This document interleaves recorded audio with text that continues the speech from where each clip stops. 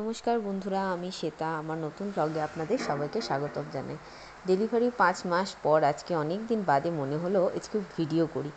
অনেক দিন মনে হচ্ছিল ভিডিও করব বলে সময় হয়ে উঠছিল না। ছোট বাচ্চা বাড়িতে থাকলে যা হয় তার সঙ্গেই খেলাধুলা, তার কাজকর্ম করতে করতে সময় চলে যায়। তাই আজকে মনে করলাম আজকে একটা ভিডিও করব। কিছু সকাল থেকে এত বৃষ্টি পড়ছে মুষলধারে যে বলার কথা নয়। জামা কাপড় কাচা হয়ে গেলেও সেগুলিকে মেলতে দেওয়ার উপায় নেই। অগত্যা ঘরের চারপাশেই মেলতে হলো আজকে সমস্ত জামাকাপড়গুলো।